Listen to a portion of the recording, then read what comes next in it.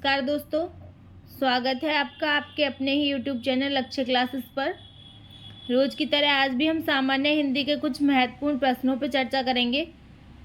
आप सब लोग जल्दी से जल्दी जुड़ जाइए और सेशन को शेयर कर दीजिए। जल्दी से जल्दी सब लोग जुड़ जाइए और सेशन को अपने सभी दोस्तों में शेयर कर दीजिए ताकि सभी लोग जल्दी से आ सकें और महत्वपूर्ण प्रश्नों का लाभ उठा सकें। चलिए, आशा करते हैं आप सब लोगों ने शेयर कर दिया होगा। चलते हैं विचार पर। आज का विचार पढ़ लेते हैं पहले, फिर प्रश्न पे चलते हैं। विचार है हमारा, किस्मत से ज़्यादा अपनी काबिलियत पर भरोसा करो, एक दिन तुम्हारे सपने ज़रूर पूरे होंगे। किस्मत से ज़्यादा अपनी काबिलियत पर भरोसा रखो, एक दिन तुम्हारे सपने ज़रूर पूरे होंगे। जिन लोगों को किस्मत से ज़्यादा अपनी काबिलियत, अपनी मेहनत पे भरोसा होता है, उनके सपने एक दिन ज़रूर पूरे होते हैं। आप किस्मत की आजमाइश मत करो, क्योंकि थाली सामने रखे होते हुए भी, भोजन की थाली सामने रखे होते हुए भी बिना उठाए मुंह में नहीं जाती। आपको खुद ही उठा के खाना पड़ता है, जब जाके मुंह में जाएगी। कुछ चीज़ें ऐसी होती हैं जो हमारे सामने रहती हैं, हमारी किस्मत में क्या सामने रहती हैं वो, लेकिन बिना मेहनत के हमारे पास तक नहीं आती वो। वैसे ही सेम काबिलियत की है, अपनी काबिलियत पे हमें भरोसा रखना है, क्योंकि बिना मेहनत के कुछ नहीं मिलने वाला। इस दुनिया में ना मिला है बिना मेहनत के, ना मिलेगा।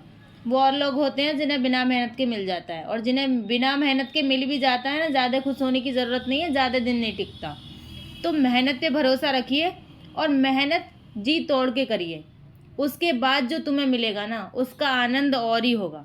ठीक है, सपने देखिए और उन्हें पूरा भी कीजिए। काबिलियत पे भरोसा रखो, खुद ही अपने सपने पूरे हो जाएंगे। मेहनत करो, किस्मत पे मत जाओ। कई बार ऐसा भी होता है कि हमारी किस्मत में वो चीज़ नहीं होती, हमें वो भी मिल जाती है। मेहनत के आगे सबको झुकना पड़ता है, फिर किस्मत क्या चीज़ है। हर चीज़ झुक जाती है मेहनत के आगे। तो मेहनत करो भाई, मेहनती बनो। चलो, पहले बड़े बूढ़ों की कहावत है कि मेहनत कभी ऊपर कर नहीं जाती। आप किसी भी क्षेत्र में किसी भी चीज़ पर मेहनत करोगे, वो कभी ऊपर कर नहीं जाएगी। कहीं ना कहीं काम ज़रूर आ जाएगी। आज हम पढ़ रहे हैं, ज़रूरी नहीं है वो एग्ज़ाम में आ जाए। नहीं आए एग्ज़ाम में तो ऐसा नहीं है कि आपका पढ़ा हुआ बेकार चला गया, कहीं ना कहीं आपके काम ज़रूर आ जाएगा। चलिए प्रश्न पे चलते हैं।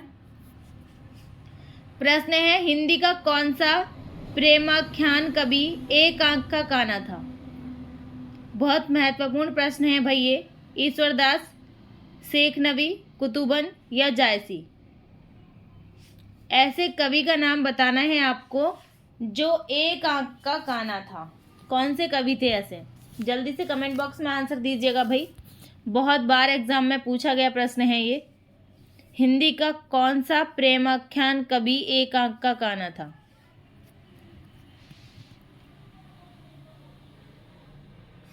साधनों की मत सोचो। देखो, ये कवि हैं, एक आंख के काने हैं, एक आंख नहीं है उनके, तभी जब भी वो कवि हैं। आप तो बहाना लगा देते कि भाई एक आंख से हमें इतना नहीं दिखता, हम कवि नहीं बन सकते। चलिए, साधन हर बार हमें हमारे अनुकूल नहीं मिलते हैं। ईश्वरदास नहीं होगा, शेख नबी भी नहीं होगा। डी ऑप्शन हमारा बिल्कुल सही होगा, जायसी। जायसी ही ऐसे कवि हैं जो एक आंख के काने हैं। ठीक है, एक आंख के काने कवि थे ये। शायद कुछ लोगों ने पहली बार सुना होगा ये। जायसी की एक महत्वपूर्ण रचना है पद्मावत। इसको याद रखना है, पद्मावत रचना एग्जाम में बहुत पूछी जाती है। चलिए चलते हैं अगले प्रश्न पर। प्रश्न है हमारा, कौन सा शब्द भ्रमर का पर्यायवाची नहीं है? कौन सा शब्द ऐसा है जो भ्रमर का पर्यायवाची नहीं है? जल्दी से कमेंट बॉक्स में आंसर दीजिएगा भाई। षटपद, मधुकर, अति या प्रभाकर? यहाँ थोड़ी सी मिस्टेक है भाई, ये अति नहीं है, अली है। ठीक है, अली है ये। चलिए जल्दी से कमेंट बॉक्स में आंसर दीजिएगा। षटपद, मधुकर, अली या प्रभाकर? भ्रमर का पर्यायवाची कौन सा नहीं है? चलिए आंसर ले लेते हैं, क्या होगा। षटपद ये भी भ्रमर का पर्यायवाची है, मधुकर भी है, अली भी है। प्रभाकर नहीं है, प्रभाकर किसका पर्यायवाची है, सूर्य का पर्यायवाची है। ठीक है चलते हैं अगले प्रश्न पर। प्रश्न है हमारा, जहाँ जहाँ शब्द व्याकरण की दृष्टि से क्या है। भिन्न अर्थक शब्द युग्म है, विपरीत अर्थक शब्द युग्म है, पुनरुक्त शब्द युग्म है, एक अर्थी शब्द युग्म है। जल्दी से कमेंट बॉक्स में आंसर दीजिए, क्या है ये जहाँ जहाँ। आपने देखा होगा कई बार वाक्य में शब्द दिए होते हैं ऐसे, जहाँ जहाँ, कहाँ कहाँ, अभी अभी, कभी कभी। आपने कभी सोचा है कि ये किस व्याकरण की दृष्टि से किस में आते हैं? चलिए जल्दी से बताइए।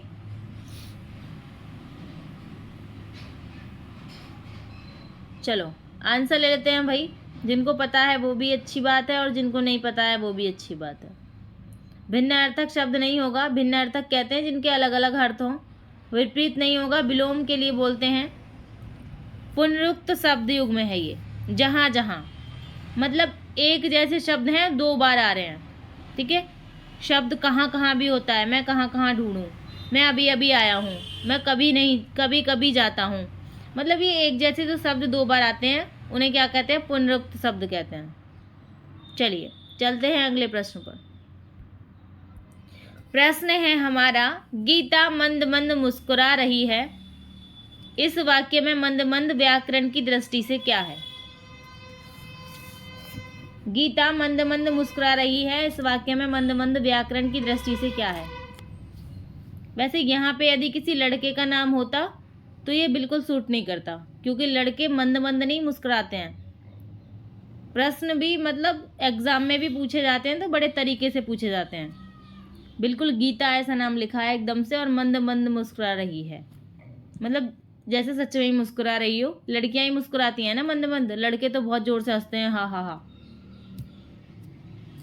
चलिए वैसे एग्जाम ये जो प्रश्न होते हैं लड़कों के साथ पक्षपाती भाव करते हैं। कैसे? क्योंकि जिसमें भी तारीफ होती है उसमें लड़कियों का नाम लिखते हैं, और जिसमें बुराई करनी हो उसमें लड़के का नाम लिख देते हैं। शायद डरते हैं लड़कियों से। चलिए आंसर ले लेते हैं, क्या होगा। विशेषण वो होता है जो संज्ञा और सर्वनाम की विशेषता बताते हैं। संज्ञा आपको पता ही है, सर्वनाम जो संज्ञा के स्थान पर कूद के पहुंच जाते हैं। बी ऑप्शन सही है हमारा। क्रिया विशेषण जो क्रिया की विशेषता बताते हैं वो क्रिया विशेषण होते हैं। क्रिया है हमारी मुस्कुराना, और मुस्कुराने की विशेषता है कि वो मंद मंद मुस्कुरा रही है। ठीक है, चलिए चलते हैं अगले प्रश्न पर। प्रश्न है हमारा, ज्ञानपीठ पुरस्कार किस क्षेत्र में श्रेष्ठ कार्य करने पर दिया जाता है। समाज सेवा, सिनेमा, विज्ञान या साहित्य। जल्दी से कमेंट बॉक्स में आंसर दीजिएगा। प्रश्न बहुत ज़्यादा महत्वपूर्ण है ये, मैं चाहूँगी इसका आंसर सभी दें। ज्ञानपीठ पुरस्कार किस क्षेत्र में श्रेष्ठ कार्य करने पर दिया जाता है। चलिए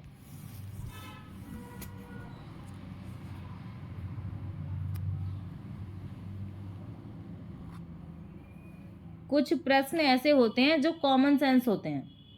अब जैसे ये पूछ रहा है ज्ञानपीठ पुरस्कार किस क्षेत्र में श्रेष्ठ कार्य करने के लिए दिया जाता है। पहले हमें ऐसा प्रश्न यदि किसी एग्जाम में आ जाए तो पहले हमें ये देखना है कि सेशन कर किस चीज़ का रहे हैं हम। अब हम हिंदी का सेशन कर रहे हैं तो भाई समाज सेवा, सिनेमा या विज्ञान में थोड़ी ना मिलेगा। किस में मिलेगा? साहित्य में ही तो मिलेगा। जब हम हिंदी का सेशन कर रहे हैं तो साहित्य में मिलेगा। अब आप इसके बारे में थोड़ी सी डिटेल देख लेते हैं। जो ज्ञानपीठ पुरस्कार है वो साहित्य के क्षेत्र में सर्वोच्च पुरस्कार है। ठीक है, सर्वोच्च पुरस्कार की श्रेणी में आता है ये कब दिया जाता है? जब कोई श्रेष्ठ कार्य करता है, जब दिया जाता है ज्ञानपीठ पुरस्कार। ठीक है, ये किसको मिलता है? ये किसको मिलता है ये भी मैं बता देती हूँ। भारत का कोई भी नागरिक जो 8वीं अनुसूची में बताई गई 22 भाषाओं में से किसी भी भाषा में लिखता हो, इस पुरस्कार के योग्य है वो इंसान। इसमें कितना क्या क्या मिलता है ये मैं बता देती हूँ। ज्ञानपीठ पुरस्कार में 11 लाख रुपए की तो रकम मिलती है, धनराशि मिलती है, और प्रशस्ति पत्र मिलता है, और वाग्देवी की कांस्य प्रतिमा मिलती है। ठीक है, कई बार ये भी पूछ लेता है कि क्या क्या मिलता है। चलिए चलते हैं अगले प्रश्न पर। प्रश्न है हमारा, हिंदी भाषा सीखने में पाठ्य पुस्तक है। क्या है भाई पाठ्य पुस्तक? साध्य है, साधन है, एकमात्र संसाधन है, इनमें से कोई नहीं। जल्दी से कमेंट बॉक्स में आंसर दीजिएगा भाई, हिंदी भाषा सीखने में पाठ्य पुस्तक क्या है?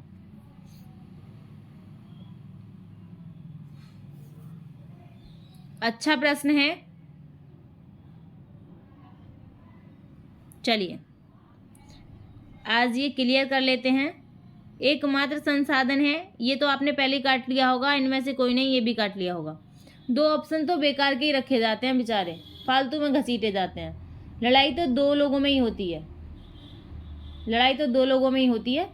सेम ऐसे ही है जैसे शादी तो दूल्हा दुल्हन की होती है, बाराती तो फालतू में ही जाते हैं दावत खाने और डांस करने, वैसे ही है इसमें। प्रश्न जो पूछा जाता है, ऑप्शन तो दो ही में से आंसर होता है, लेकिन ये चार तो फालतू में घसीटे जाते हैं कंफ्यूज करने के लिए।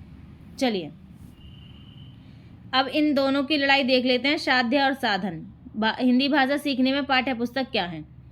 साध्य क्या होता है पहले इसके बारे में जान लेते हैं। लक्ष्य जिसे कोई व्यक्ति पाना चाहता है उसे कहते हैं हम साधन। साध्य, साध्य वह मंजिल है जहां आप पहुंचना चाहते हैं, और साधन वो है जिसके द्वारा वहां पहुंचेंगे।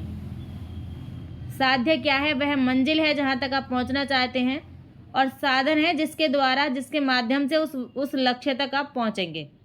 साध्य लक्ष्य है और साधन उस लक्ष्य तक पहुंचने का माध्यम। ठीक है, चलिए तो इसका आंसर क्या होगा आप समझ गए होंगे, बी होगा।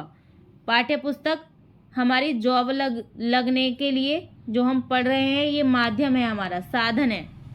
ठीक है, लक्ष्य तो जॉब है हमारी, पाठ्य पुस्तक लक्ष्य नहीं है। लक्ष्य, साधन, मंजिल, मंजिल तो जॉब है, लेकिन ये क्या है, उसको प्राप्त करने में हमारा माध्यम है पाठ्य पुस्तक। इनके माध्यम से हम जॉब तक पहुंच पाएंगे इन्हें पढ़ के। चलिए आशा करती हूँ आपको ये बहुत अच्छे से समझ में आया होगा और आगे से गलत नहीं होगा कभी भी। ठीक है, चलिए जब भी आप ऐसा प्रश्न आए उसे भूल जाओ तो एक लाइन याद कर लो, सत्य शांति प्राप्त करने का साधन है। सत्य शांति प्राप्त करने का साधन है, तो आपको समझ में आ जाएगा साधन क्या चीज़ होती है। चलिए कवि शब्द में कौन सा संज्ञा है ये आपको बताना है। कवि शब्द में कौन सी संज्ञा है भाई? कौन सा नहीं है, संज्ञा कौन सी है। ठीक है, चलिए कवि शब्द में कौन सी संज्ञा है ये आपको बताना है। व्यक्तिवाचक, जातिवाचक, द्रव्यवाचक या भाववाचक? अच्छा प्रश्न है और कितनी बार एग्जाम में पूछा गया है, और इससे आसान क्या ही कोई प्रश्न होगा। चलिए भाई आंसर ले लेते हैं, क्या होगा? व्यक्तिवाचक नहीं होगा। क्यों नहीं होगा? भाववाचक और द्रव्यवाचक ये तो है ही नहीं, मुझे पता है, मैंने पहले ही बता दिया, दो ऑप्शन तो घसीटे जाते हैं। लड़ाई तो इन दोनों की है।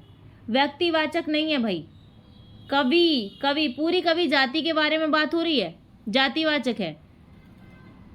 यदि व्यक्तिवाचक होता तो यहाँ किसी एक कवि का नाम होता, यदि किसी एक कवि का नाम होता तो व्यक्तिवाचक होता, लेकिन कवि बोला है, कौन सा कवि पता नहीं है, तो जातिवाचक है।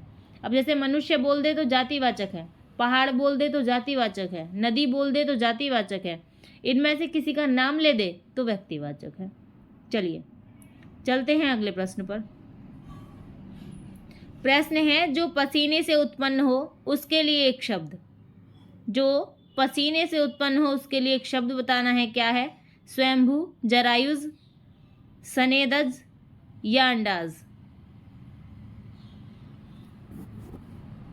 यहाँ भाई थोड़ी सी मिस्टेक है, ये सवेदज है, सनेदज नहीं है। ठीक है, इसको करेक्शन कर लेना आप। सी ऑप्शन में न नहीं है, वह है वो। ठीक है, चलिए आप बताइए जल्दी से ऑप्शन आंसर क्या होगा।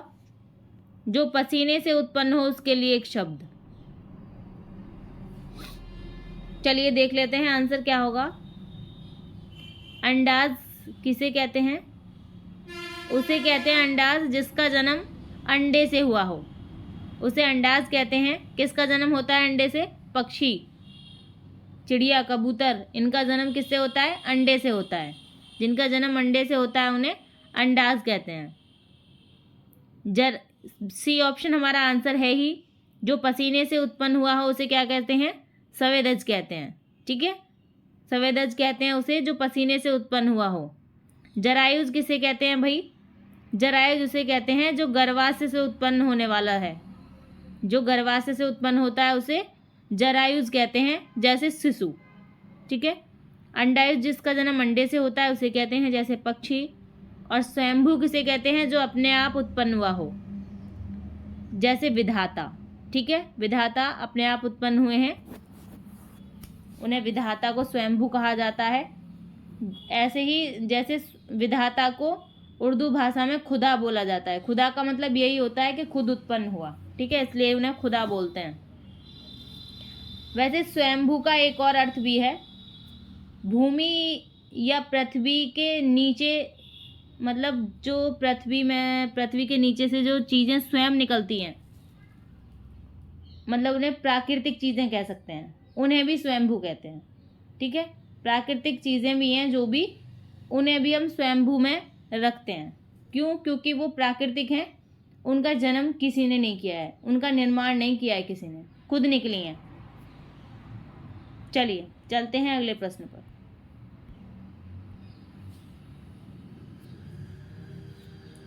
मैं अपना सिर खुजाता हूँ इस वाक्य में है। अकर्मक क्रिया है, सकर्मक क्रिया है, अकर्मक सकर्मक दोनों हैं, अकर्मक और सकर्मक में से कोई नहीं है। जल्दी से बताइए कमेंट बॉक्स में।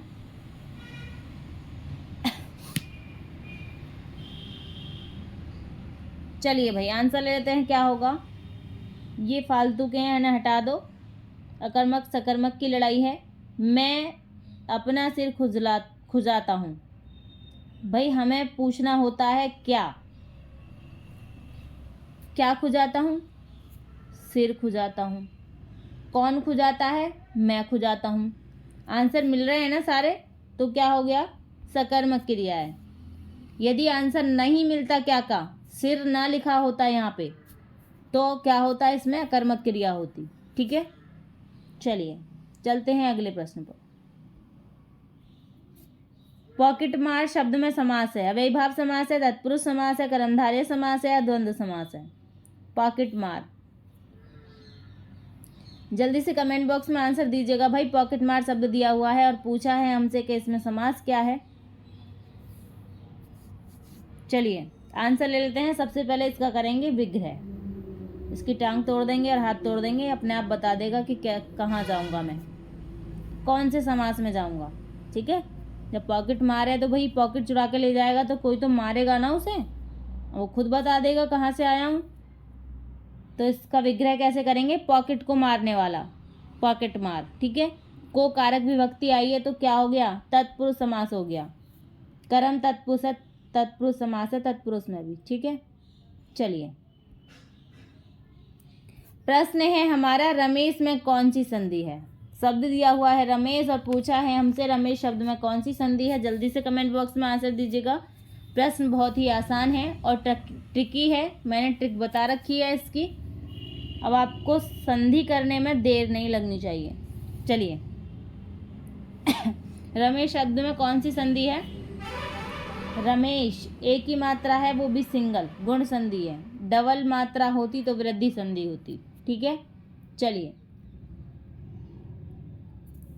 सुमित्रा नंदन पंत को उनकी किस काव्य कृति के लिए ज्ञानपीठ पुरस्कार प्रदान किया गया?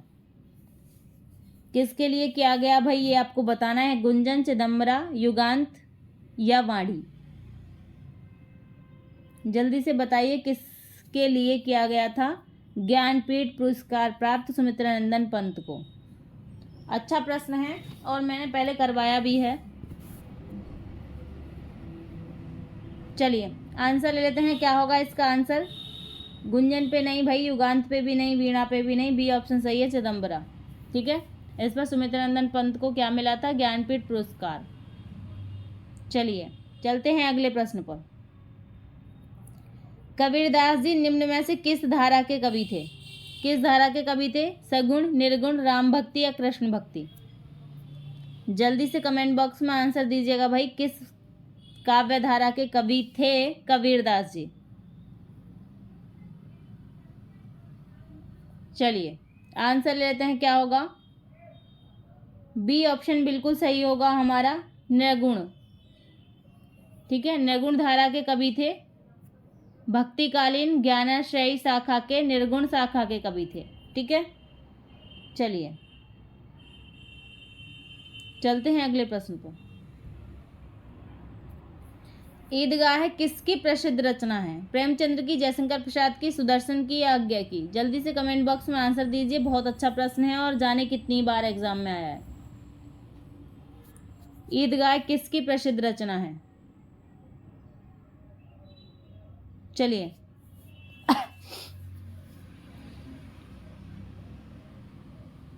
आंसर ले लेते हैं, क्या होगा? जयशंकर प्रसाद नहीं होगा, सुदर्शन, आज्ञा कुछ नहीं होगा भाई, प्रेमचंद। ईदगाह किसकी प्रसिद्ध रचना है? प्रेमचंद की। प्रेमचंद की और भी रचनाएं हैं जो बहुत महत्वपूर्ण है, जैसे सेवा सदन है, सेवा सदन भी इनकी महत्वपूर्ण रचना है। निर्मला, ये भी महत्वपूर्ण रचना है। रंगभूमि, कर्मभूमि, ये भी महत्वपूर्ण रचना है। ठीक है, मंगलसूत्र, गबन, गोदान, ये तो आपने पढ़ी है ही। चलिए चलते हैं अगले प्रश्न पर। प्रश्न है कै धन शय मिलाकर क्या बनेगा?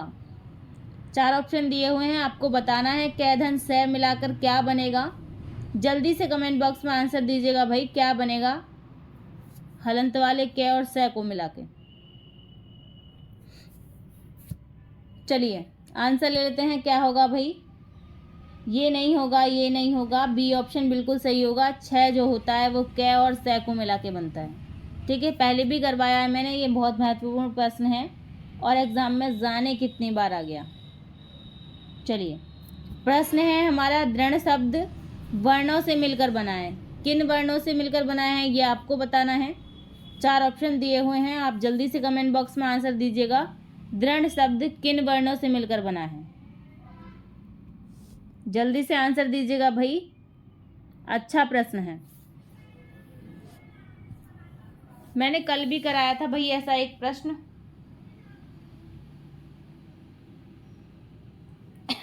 चलिए आंसर ले लेते हैं हम, क्या होगा? द के नीचे रह है। ठीक है, द के नीचे रह है और रे भी रे ऋषि वाली है।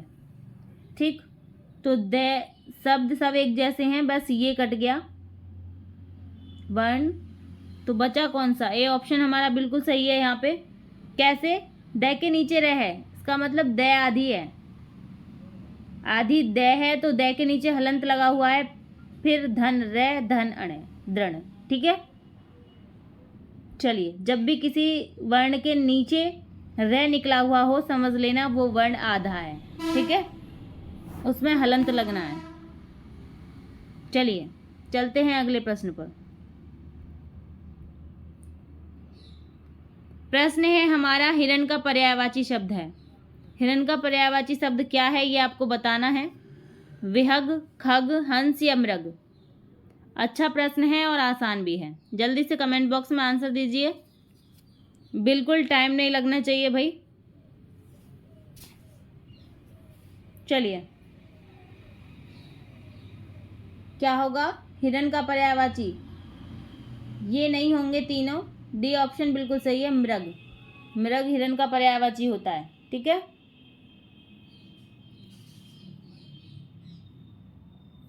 चलते हैं अगले प्रश्न पर। प्रश्न है हमारा, पे में ई की मात्रा लगाने पर क्या बनेगा? कौन सा शब्द बनेगा ये आपको बताना है। पे में छोटी ई की मात्रा लगाने पर कौन सा शब्द बनेगा? पति बनेगा, पिता बनेगा, पति बनेगा या पीता बनेगा? जल्दी से कमेंट बॉक्स में आंसर दीजिएगा भाई, अच्छा प्रश्न है। मात्राओं का ज्ञान आपको होना बहुत ज़रूरी है क्योंकि अब आप छोटी क्लास में नहीं हो। चलिए,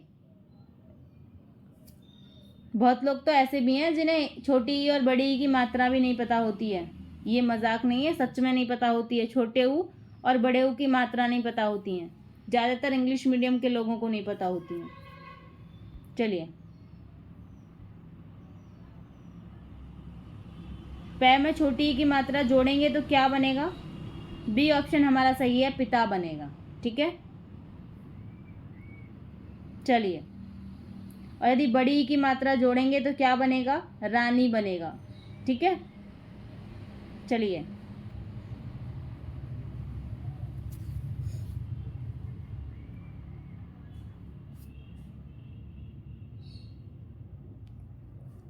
गीता, मीना और सुनील मेला देखने गए।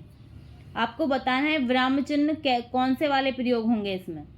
गीता, मीना और सुनील मेला देखने गए, इसमें आपको विराम चिन्ह बताने हैं कैसे कैसे प्रयोग होंगे। 4 ऑप्शन आपको दिए हुए हैं, आपको बताना है इन चारों में से कौन से सही विराम चिन्ह इनमें प्रयोग होंगे।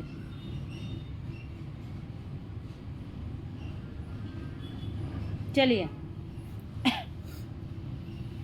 आंसर ले लेते हैं, क्या होगा। ऑप्शन एक एक करके काट लेते हैं भाई। विस्मयादि बोधक चिन्ह क्यों लगा हुआ है जब विस्मयादि बोधक बात ही नहीं है कोई?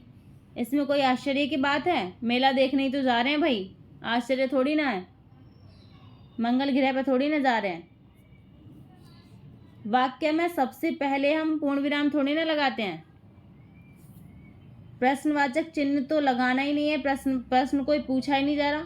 गीता, मीना और सुनील मेला देखने जा रहे हैं, प्रश्न नहीं पूछ रहा है। ए ऑप्शन हमारा बिल्कुल सही है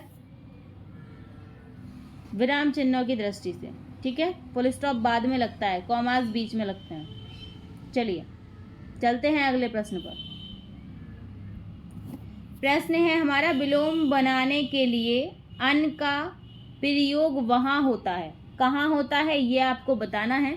जब शब्द के आरंभ में कोई स्वर हो, जब शब्द के आरंभ में कोई अनुस्वार हो, जब शब्द के आरंभ में अनुस्वार हो, जब शब्द के आरंभ में अनुनासिक हो।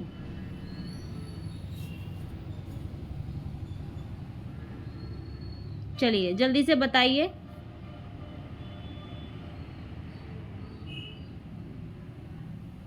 क्या होगा इसका आंसर? चलिए, आंसर ले लेते हैं। आज के सेशन का लास्ट प्रश्न है और बहुत महत्वपूर्ण प्रश्न है। ये प्रश्न हमें ये बताता है कि हर विलोम शब्द में अन नहीं लगता। हर विलोम शब्द देखने में हर शब्द में अन नहीं लगाते हम। कुछ शब्द होते हैं जिनमें अन लगाते हैं। वो कौन से शब्द होते हैं जिनमें हम अन लगा के उनका उल्टा या विलोम बना देते हैं? ए ऑप्शन हमारा बिल्कुल सही है। जब शब्द के आरंभ में कोई स्वर हो तो उसमें हम विलोम अन लगा के बनाते हैं। ठीक है, आपको ये याद रखना है, हर किसी विलोम में अन नहीं लगाना है, जिसमें स्वर हो उसमें ही अन लगाना है। ठीक है, चलिए, आशा करती हूँ सेशन आपको अच्छा लगा होगा। इतनी देर तक बने रहने के लिए भाई बहुत बहुत धन्यवाद आपका। आपसे विनम्र निवेदन है, सेशन को लाइक शेयर सब्सक्राइब करते रहिएगा भाई, और लोगों में सेशन को ज़्यादा से ज़्यादा शेयर कीजिएगा।